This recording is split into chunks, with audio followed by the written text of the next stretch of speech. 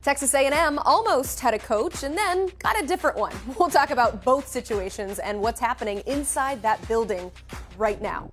Plus, the December portal window opens 1 week from today, and we already have some names to discuss, and how the coaching carousel may affect this cycle. And Michigan State, they have their head man, what it means for Jonathan Smith, and the school he left behind. All that and more as the college football recruiting show starts right now.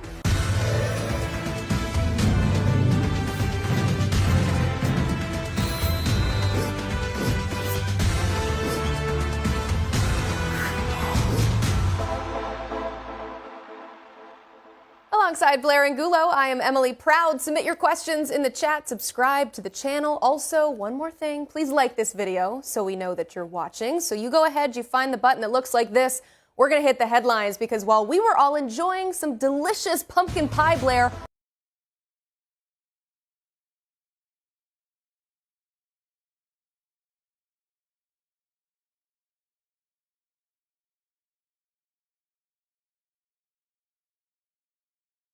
we see Travis Hunter version 2.0 at Colorado next year. Michael might be getting a shot on both sides of the ball. That's certainly an attractive proposition considering what we've seen from Hunter this season. A terrific fit for the Buffaloes and a terrific fit for Michael. That is what I was hoping you would say. All right, well, you win some, you lose some. I saw a decommitment on Sunday. Four-star quarterback Antoine Hill said, well, never mind, after a month of being locked into the Buffs. The number 5 quarterback in 2025 is now back on the market. So what kind of player is now available? One of the best athletes at the quarterback spot in next year's cycle. Big arm, shows terrific downfield touch. A tough loss for CU, which also saw Elite 11 finalist Danny O'Neal decommit earlier on Monday. So a forgettable 2 days for the Buffs on the quarterback recruiting front. We'll have more on that in just a bit. Meanwhile, in some portal news, Mississippi State quarterback Will Rogers has hit the transfer portal. The grad transfer is one of the most productive quarterbacks, over 12,000 yards. That's good for second most in SEC history. He's got 94 career passing touchdowns as well. So Blair, what does his market look like? I'd imagine there will be several suitors for Rodgers, a 70% completion percentage as well in the 4 seasons. Production and experience have been key transfer portal era factors, and Will Rogers checks off both of those boxes emphatically. Yeah, checks them off and then some. We'll have more portal headlines with our expert Chris Hummer in just a bit, but first, a wild weekend on the coaching carousel. Saturday night, I don't know about you, but it kind of brought back some memories of the Tennessee coaching search from 2017. But Blair, overall, before we dig into this, what do you think of the latest moves? I mean, this is what college football has turned into, right? I think we're all anticipating these moves to happen. We know that things get crazy closer to the early signing period. And I think every puzzle piece now has to fit in correctly as players decide whether to go into the transfer portal, as recruits decide whether or not to sign with a specific school. And all the movement, I think, is what makes college football so unique. Yeah, between the early signing period and now the portal window opening, very important for some of these programs to get a guy in now. So let's start with the biggie, the Aggies. They now have their man, former A&M defensive coordinator Mike Elko was tabbed the next head coach after spending 2 seasons at Duke and taking the Blue Devils to new heights. What can he bring from a recruiting standpoint now to College Station? Mike Elko brings familiarity. That's going to be super important for the Aggies moving forward. Elko was the defensive coordinator in College Station just 2 years ago, so he's got some feel for the roster, and that gives him an idea of what the team needs and what certain players are capable of doing. But we also have to go back to what our colleague Mike Roach told us on the show a couple weeks ago. The new Texas A&M head coach would have to make good with the Texas high school football coaches. And you know that scene in The Godfather where they have to kiss the ring? Well, Elko, I think, knows which rings to kiss. Across the state, he's got a familiarity that will help him, and that's always going to be a lifeblood of a program. But particularly right now, when Texas and Oklahoma are also headed to the SEC, that is now going to be really important for A&M to be able to sell and to get back into the good graces with some high school coaches across the state of Texas. I think Mike Elko has a really good footing on that. Very good points there. Definitely his experience in Aggieland will help. Elsewhere among teams in the SEC who wear maroon and white, Mississippi State. they have their head coach. Oklahoma defensive coordinator Jeff Lebby steps into his first head coaching gig. So what does his recruiting chops look like, Blair? Jeff Lebby knows how to recruit. That's been one of his biggest traits as a college football coach. He has proven it time and time again. Look no further than what he did at Oklahoma, going into the state of Texas to land former five-star Jackson Arnold in the last recruiting cycle. He was also at Ole Miss when the Rebels went into the transfer portal to get former four-star quarterback Jackson Dart. He also got Dylan Gabriel to flip from a UCLA commitment, a brief one for the Bruins, and once he left UCF, got him to flip to Norman. So Jeff Lebby can recruit the quarterback position. That's what I would expect as a Mississippi State fan, is for Jeff Lebby to be able to get a guy that's going to be able to throw the football around and make a lot of plays, and I think that gives him a really good starting point. He knows what to do as an assistant. The things and the circumstances change a little bit as the head coach. You have to be more of a manager, but I think if he has that in his DNA, expect the Bulldogs to be able to recruit really well now with Jeff Lebby at the helm. Yeah, our friend Mike Roach did report that he would be, quote, pretty surprised if Arnold followed him to Mississippi State. In the Big Ten, Michigan State snags Oregon State head coach Jonathan Smith. That's all I'll say on the matter, because we're going to bring in some experts and welcome in our national recruiting editor, Brandon Huffman, and national recruiting analyst, Alan Trieu. We got two guys in on this, so Huff, I'll start with you. What is Jonathan Smith like as a recruiter?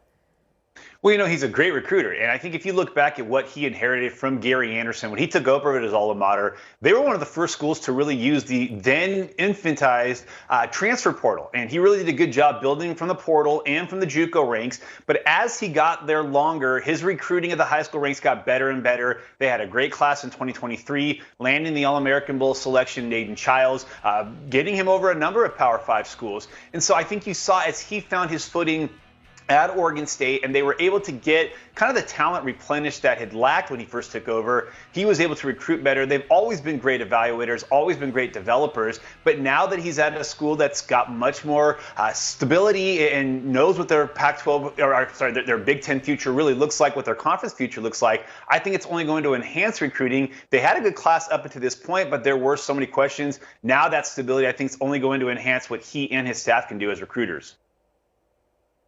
Yeah, they've already done a good job out west prior to this, Huff. You guys have covered some Michigan State commits like Caton Hauser, Jalen Naylor. People may forget they had Jeremy Bernard committed for a long period of time before he flipped. But this staff is not wasting any time. They seem to be paying attention to the state title games in the state of Michigan last night, because some of the stars of those games already got follows from this new staff. So they are paying attention. It sounds like they are going to hit the ground running in the state of Michigan. They're going to go see some guys here as soon as they're able to go on the road at the end of this week. And so already hearing so many good things about how they're going to attack this state. As well as we keep an eye on the coaching carousel, we also keep an eye on the transfer portal at some of these schools. With Oregon State and Michigan State specifically, who are some players that we should keep an eye on, Alan?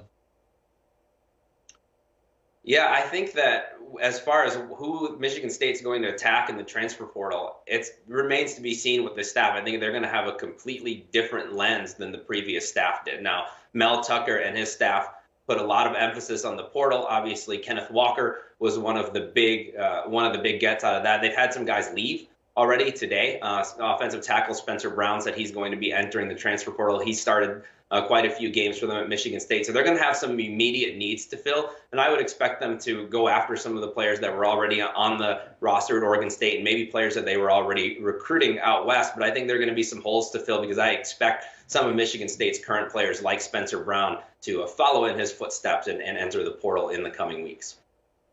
Well, and a great recruiting reporter named Blair Angulo wrote on Sunday night that Rustin Young, the #1 player in Oregon State's class in 2024, could potentially push his decision back, his final decision, if you will, till February. He was set to sign with the Beavers next month. There was a little bit of uncertainty about the conference affiliation when he committed, but he's an Under Armour All-American, was phenomenal this summer at the Under Armour camp, and became a 4-star in the most recent update. And now Michigan State is already in with him. Jim Mahalchek, one of the premier offensive line coaches in all of college football, who is going to East Lansing with Jonathan Smith, is already all over Rustin Young. And now with him potentially pushing that decision back, he may keep an eye on what happens at Oregon State, but there's already that relationship with Jim Mahalchek. And then another name to keep an eye on here, he's not committed anywhere, but that's Jason Brown. Jason Brown is the top uncommitted running back out on the West Coast. He nearly committed to Michigan State back in September. He was set to take an unofficial visit to East Lansing week 3 when, interestingly enough, Michigan State hosted Washington. But a few days before that, Mel Tucker was suspended and ultimately let go. So he backed off of that looming commitment. Then looked like it was either going to be Oregon or Washington, but Michigan State running back coach Keith Bonifaux, who's expected to be at Michigan State with Jonathan Smith, actually has offered him at 2 different schools. He offered him when he was at Washington when Brown was a freshman, and then he offered him at Boise State when Bonifaux went to Boise State the next year, recruited him at Oregon State. So there could be a potential and Jason Brown, and that's because of the relationship with Keith Bonifaux, who recruited another O'Day star, Myles Gaskin, at Washington at the same school that Jason Brown is now starred. It'll be interesting to track. I'm sure you guys will be all over it. Speaking of great recruiting reporters, we have 2 here, so we might as well ask about some recruiting news. And if you'll remember last week, our rankings team released an update for the 25 class, and the top spot belongs to the quarterback, Bryce Underwood, and it just so happens he was in Ann Arbor for the game. So, Alan, take maybe a temperature for us. Where do the Wolverines stand in his recruitment? Right, so he's still tentatively planning on making a commitment announcement on January 6th of 2024. That is fast approaching. Right now, Steve Wilfong and I have crystal ball picks in for LSU. But anytime you're Michigan and you can get him back on campus, even though he's nearby, it's important to get him there, especially when you consider that the following day he played in the state title game. So he certainly could have stayed home and, kind of got his mind together for that game. But he was in Ann Arbor enjoying that game between Michigan and Ohio State. So Michigan continues to fight the fight. I think that they've been able to model what he could do on and off the field with J.J. McCarthy. I think that's important. He wants to be able to see how he'll be used. Michigan's opened up the passing game, and then he wants to know about NIL, and J.J. McCarthy has done very well in both departments. So I think that's helping Michigan stay in the game. Kirk Campbell's done a really, really good job recruiting him. He took over partway through that recruitment, and I think he's really done a lot to keep Michigan in this race. I think Bryce is very open to going outside of the state, though, and that's why schools like LSU and most of the other schools that were in his top 7 are from a little bit further away from home. So as we know, with top quarterback recruitments, things can change quite a bit. Things could even change if he announces on the 6th and coaching changes happen or other schools come through with other packages. And we've learned that right here in the state of Michigan from covering Dante Moore's recruitment, which went to UCLA right at the last second. So even if he does make an announcement on the 6th, I don't necessarily think that recruitment will be over. But as of now, if that announcement takes place at the scheduled time, LSU is the pick between me and Steve Wilfong, but Michigan's certainly fighting the good fight, and performances like Saturday's don't hurt at all. Well, and somebody who got to see that performance on Saturday was Gatlin Bair, who's the #1 player in the state of Idaho, the highest rated player to ever come from the Gem State. He committed to Boise State back in August, choosing to stay for the in-state school. But then, interestingly enough, 2 weekends ago, he took an unofficial visit to Oregon. That weekend he was in Eugene. Andy Avalos was fired at Boise State. Michigan has not stopped recruiting. In fact, we said on this show a couple weeks ago that Michigan continued to push for Gatlin Bair despite his commitment to Boise State, partly because of the season that Boise State was having. Now, Boise State is playing for the Mountain West Championship. Spencer Danielson, the interim coach, could be in line to get the head coaching job. But you could start to tell that a couple of weeks ago that Michigan and Oregon were making a much bigger push than people realized when he went to Eugene 2 weeks ago and then went to Ann Arbor this weekend, got to be there for the game on Saturday, got to see what Michigan did in their final regular season game before they go to the Big Ten Championship. And now Bair is going to have a final decision to make here in the coming weeks. Does he stick with Boise State? Does he watch to see what the Broncos do with their head coaching hire? Do they promote Danielson to the full-time job? Do they go outside the family? Does Oregon, which has probably the most stability of the programs that are in the Final 3 right now, just because of the extension from Dan Lanning, these other jobs that he was mentioning with being filled, or Michigan? There is the questions about Jim Harbaugh. He is coming back this week, but Michigan has long been a factor here. They were the runner-up for him. His coach Colston Loveland, who is now starting tight end for Michigan. So the Wolverines are right in there, but as we've said before, the other thing with Bair that's the wild card here is because he is LDS, he's going to serve an LDS mission, and he'll start that mission in January. He won't be back until the spring of 2026. So even if he does sign somewhere in December, he won't be on a college campus. There had been some speculation that maybe he wouldn't take that mission, but he has been adamant. He's already been given his mission call. He will take that mission, so he will not be on a college campus until 2026. and a lot could happen in the next 3 weeks, let alone the next 2 years with Gatlin Bair. Huff, you mentioned Oregon, so let's stick with the Ducks. And obviously, Gatlin Bair would be a huge addition to that recruiting class as one of the best athletes in America. We already know that they have one of the best defensive line hauls in this 2024 recruiting cycle. But we know that Tosh Lupoy, Tony Tuioti, and Dan Lanning are hoping to add to that. They had 4-star Jericho Johnson on campus this past weekend. What is the buzz coming out of that visit? Well, there is a lot of buzz that it's going to be the Ducks. In fact, Steve Wilfong and I put in a crystal ball for Oregon last week. He visited Oregon back in September when they played Colorado. He was back there this weekend. He's never actually taken an official visit to Eugene, but he's been there numerous times. Only 2 schools he's taken as an official were Utah and Washington. Both were in his Final Four, as well as USC. But a visit to USC, which was supposed to be for the Washington game, got pushed back. Jericho told 24/7 last week he's going to announce his decision on Thursday, December 21st, the second day of the early signing period. He plans to enroll in January. He'll play in the All-American Bowl in San Antonio. It's down to the 4 schools that have been kind of the 4 that have been there since the end of the summer: Utah, Washington, Oregon, and USC. But I like where the Ducks sit in this recruitment. I think when you look at their class with Aiden Breland and Elijah Rushing already on board, to add Jericho, the top player in Northern California, at a premium position where the West Coast doesn't always have a lot of defensive linemen, and they could end up getting 3 of the best. I like where Oregon is sitting for him right now, and I think this last visit this weekend probably pushes them even further across the goal line, and they still have the official visit yet. But Oregon doing really well in potentially adding to maybe one of the best defensive line classes the Pac-12 has ever seen. I'm sorry, the Big Ten, guys. Just in time for that move to the Big Ten. They always say you got to be bigger to be in the Big Ten, and Oregon is certainly doing that. It's about that time of the show when I remind you to hit that like button. We got a lot of people watching, but not a whole lot of likes, so go ahead. Looks like this. Looks like a thumbs up button. Smash it. Takes a second. I got one more question, though, for you, Alan. Quarterback Danny O'Neal has decommitted from Colorado. We heard Blair mention it at the top of the show. We thought that the Buffs might have had their quarterback for 2024 and 2025, but now the Elite 11 finalist is available. So what programs do we need to keep an eye on for him? So right away in the aftermath of this, I would look at Northwestern. He's had a good relationship with them. I think that they give him a chance to stay in the Midwest and Big Ten country, which he isn't necessarily tied to, but I think that they've done a really, really good job recruiting him. Mike Bajakian's done a good job there now. David Braun is now no longer the interim. He's the full-time head coach, so we'll see what of that offensive staff stays. But as it stands right now, they're the program that's most to watch. However, I think now that he's officially announced his decommitment, other schools are going to come in, and there's going to be a lot of moving parts over the next few weeks. One thing to watch, too, he was very, very close with Colorado offensive coordinator Sean Lewis. I think that the change in duties for Lewis had something to do with this decommitment, and now Lewis is being mentioned for different jobs across the country, whether that be as an OC or as a head coach. So where Sean Lewis lands could be another school, but as things stand, look out for Northwestern in that one. Northwestern. All right.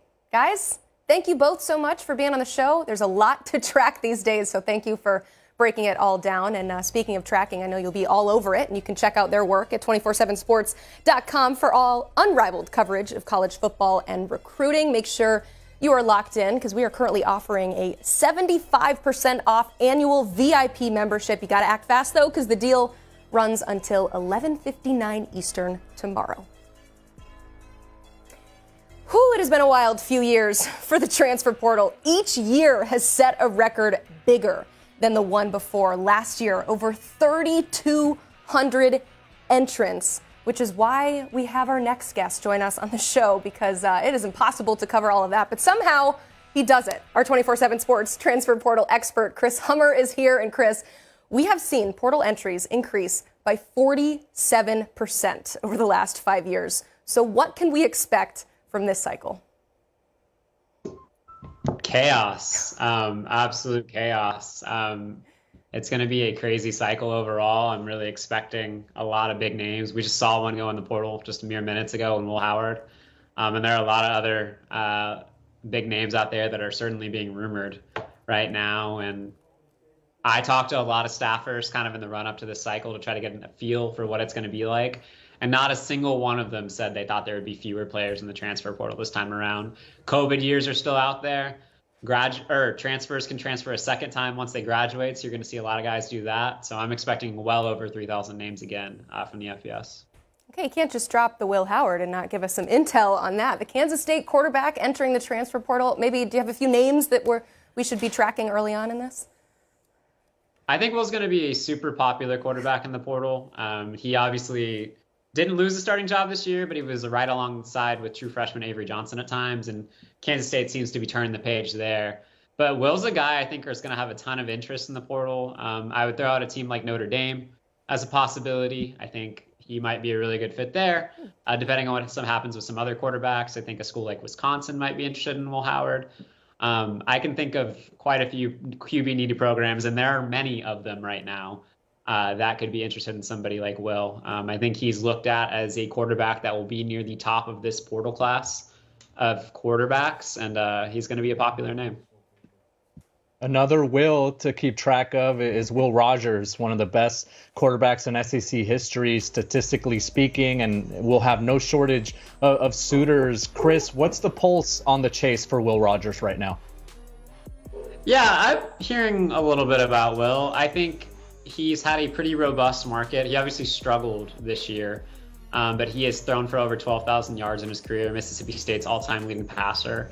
I think he's going to have interest from several top 25 caliber teams, maybe even a couple of the top-end teams in the Pac-12 that could be QB needy will be in that mix. So I think Will's going to be a pretty popular name in the portal. Maybe not as popular as somebody like Will Howard, the other Will, but I think he'll have plenty of interest, despite maybe having not the year he wanted to for the Bulldogs. Yeah, kind of two things happening with him as well, losing his head coach and gaining a new head coach. So we'll see what happens with that situation. But these things go hand in hand, right? The coaching carousel and the portal. So I'll ask you, with the departure of Jonathan Smith at Oregon State, who are some names maybe to watch on this Beavers roster who could potentially hit the portal? I mean, I know Blair knows it's all about this quarterbacks over at Oregon State. It's a very popular room. Not only is EJ Uiagalelei there, but Aiden Childs, the true freshman quarterback, for one of my favorite prospects in the 2023 class, and I think a lot of people at 24/7 Sports share that sentiment. I think both of those guys, if they chose to enter the portal, would be extremely popular. DJU, I think, has really rebuilt himself this year at Oregon State. Will have a ton of interest in the portal if he does decide to go in. And Aiden is somebody that I think a lot of schools will look at the future as the future of their QB room if they can get him. I'm sure Jonathan Smith would love to take him to Michigan State with him, although that would be difficult to do to his alma mater, I would imagine. The other name I would bring up with Oregon State is Damian Martinez, their star running back. He ran for over 6 yards per carry this year. I think he's run for 1,000 yards in back-to-back seasons. If he does decide to go in the portal, I think a lot of that will just be dependent on who Oregon State hires as its head coach. There is the option of going the internal route there, and I think that could save the roster in large part. But if Damian does go in, he'd be an extremely popular name. Yeah, and Aiden Childs did have a very cryptic Instagram message over the weekend, kind of a farewell if you want to read between the lines, but we'll see obviously what happens there. One thing that did happen this past weekend, Dana Holgorsen out at Houston. Who are some names that you're hearing there with that roster, Chris? I would say the number one name to know on that roster, period, is Matthew Golden, the wide receiver, second-year player. He is considered one of the best receivers in the in the Big 12 now. I'm getting my Houston Cougars mixed up. And I think if he were to go in the portal, he would have high-end Power 5 interest. I can think of a number of teams that would love to get a shot at him. I think the Cougars have battled all year to keep him. Going into last week, I think Houston was confident it would, but that was before Dana Holgorsen lost his job. So with a new coach coming in, I think priority number one for them is going to be keeping Matthew Golden on the roster. He is one of the elite wide receivers on that level. And then another name I would bring up is Jamari Caldwell, a defensive end at Houston. I think if he entered, he would have a ton of Power 5 interest as well. All right, the Texas A&M vacancy has been filled, and while everybody's focused on keeping the talent in Aggieland, who are maybe some big names to watch from Duke who could follow their former head coach? Well, the biggest is definitely his quarterback, Riley Leonard. We've reported on Riley Leonard a little bit. He is somebody a lot of schools are taking a close look at in the portal. I think there's a pretty good chance he ends up in the portal, although nothing is obviously set in stone at this point. Riley Leonard was somebody that came into the year with a lot of first-round draft buzz. I think he's somebody that would be an immediate top-of-market player among quarterbacks. And if he went in, it'd be a frenzy for him. This is somebody with all the tools in the world. He is a former high school basketball star in Alabama. He is a Daniel Jones starter kit in a lot of ways. He might probably be a little bit bigger and a little bit faster than Daniel Jones as well. He has all the intangibles coaches love. He is somebody that if he went in the portal would have interest from every QB needy team in the country. He's that good. Certainly is. We'll see what happens with him and the projected 3,000 other guys that are probably going to hit the portal at some point in the next week. Chris, we know you'll be all over it. Thank you for being on the show. And a week from today, being on this show, we will bring you all-day live coverage of the opening of the December transfer portal. We'll have analysts like Chris all across the country on standby. We've got insiders in studio ready to break news and tons of big surprises. So tune in next Monday at 10 Eastern. This Carl Reed with 24/7 Sports. That means they don't take breaks if they 24/7. Around the clock. What's good for the goose is good for the gander. You in the class of 2024, you better stop playing around and make a decision. And I go in there with my wife, and Mike Norvell is talking to a bunch of recruits, and he's got it pumping, he's got it going on. I leave the room with Dan Lannon, but my wife stays in the room with Mike Norvell, and I thought she was going to get in the transfer portal. If they are going to be recruiting every day, you better be working every day, and that's the real deal. Dr. Reed is like Nate Dogg. He knows a hit when he spit. It's time for another installment of Read Between the Lines with Carl Reed, and we have a special guest here at the desk too, Smoke Dixon. You've seen him many times now on Read Between the Lines. These two are going to take you inside the building at programs all across the country who I'm going to say are at somewhat of a crossroads. So let's start at Texas A&M. They have their guy, and they have a talented roster. We've all kind of been gearing up for the possibility of that roster being picked apart in the transfer portal. But Carl, how does Elko keep this group of talented players together? Well, I think a lot of those guys, that's going to take care of themselves because of the amount of NIL money they've been getting. Helps. Some of those guys that would be considering leaving would have to take extreme pay cuts going into other situations. Mike Elko has relationships as he's recruited a lot of those guys. He was really the linchpin behind Jimbo Fisher's operation there, and they were really, really doing well and trending up when Mike Elko was the defensive coordinator there. He has tremendous relationships. He's very popular amongst the Texas high school coaches and high school coaches around the nation. I don't think that he's going to have a ton of roster turnover of the guys that he wants to keep. Maybe some guys that they find out aren't good enough to be there that he kind of pushes out or they kind of let go. But the core group of guys, I think, stay and play for Coach Elko. Yeah, well, I mean, let's just peel this onion back and get straight to it. What happened on Saturday was truly embarrassing to Texas A&M and the players. You hire a guy, you say he's not coming, then you get a new guy that was there before that has true relationship with the players. Now you have to convince me, star player, to stay. Well, that's a hard task. The first thing you have to do is convince yourself that Texas A&M is the right place for all of us, and they want all of us to stay there because this is a top-notch organization or school. Right now, they're not operating that way. So if I'm Mike Elko, the first thing I have to do is I got to go in there and solidify my stay as being the right guy for this job. Humble yourself. Just say, hey, listen, we're all here. We're all here to win. Maybe you weren't the first choice. I wasn't the first choice. But hey, what? We're going to have a good opportunity of winning the SEC championship. But you have to get in there with the players that you know and you have a relationship with and that you recruited. In order for this place to stay the same way and actually get better, you have to convince those players that we're all here to stay and Texas A&M wanted all of us and we're not second-class citizens. We're actually first-class citizens. Mm-hmm. Real quick, Carl, in your eyes, I mean, how much does it affect things or make things more difficult for Elko when it was very public that he was not the first choice? It muddies the water. Yeah. It definitely muddies the water. The whole situation with Mark Stoops should have never happened. At least it shouldn't have went public. And it is an embarrassing moment of the school. I think back to when Tennessee went through this with Greg Schiano. It also shows that who is really in charge there if they picked Mark Stoops and then they went away from it. If Mike Elko was your defensive coordinator, so everybody there already knew Elko. So if you were going to go with him, go with him. But I do think it was embarrassing for the school to do what they did with Mark Stoops.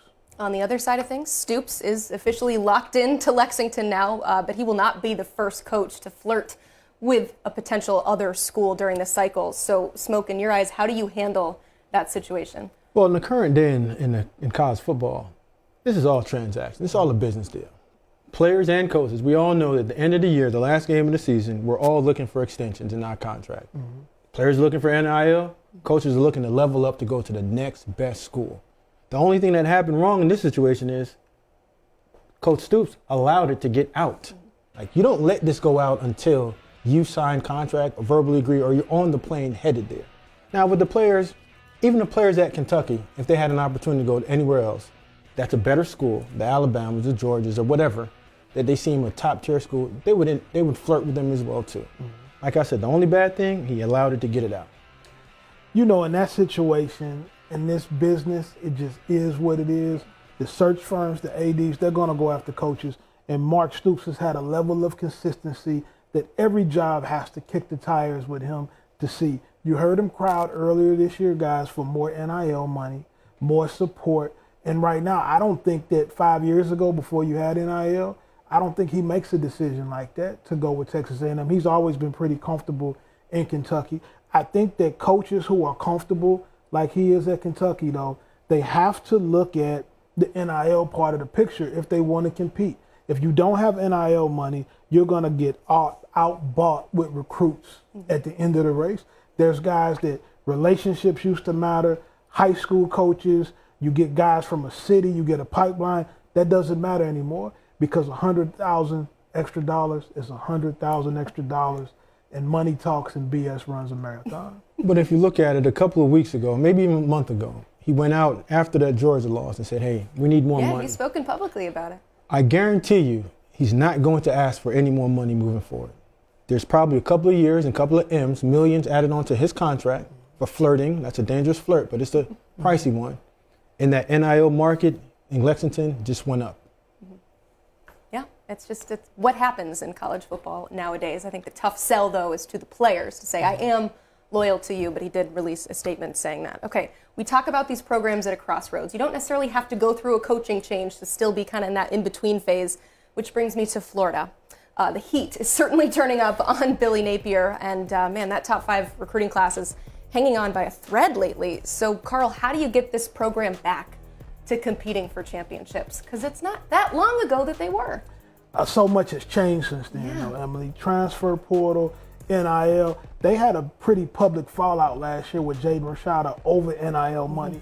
So my question for the Florida Gators would be, in this market, as a collective, are you competitive with NIL? This is not just about recruiting. Billy Napier is a good football coach, but does he have the support he needs from an NIL standpoint to be able to recruit players? Any administration, any football program ignoring how important NIL money is right now to recruiting, you're missing the boat big time. Well, I'm going to look at it and just give you one school that this reminds me of, Nebraska. After Tom Osborne left, you hired average. After Urban Meyer left Florida, they've gone average, and you're coming to a coach that's not showing you anything but he's just an average run-of-the-mill coach. Going into the swamp, there's no fear of losing a game because you're going against a guy that has not been in a bowl game in 2 years. When does that happen to Florida? But Smoke, how can you recruit guys if you don't have the money to pay them to go against some of the other guys you're contending against? It's not like we can talk about football in a traditional sense when we talk recruiting, development, relationships, because that's not what the game is. The game now is money, money, money. Pay me today. And I don't think he has the backing to do that there.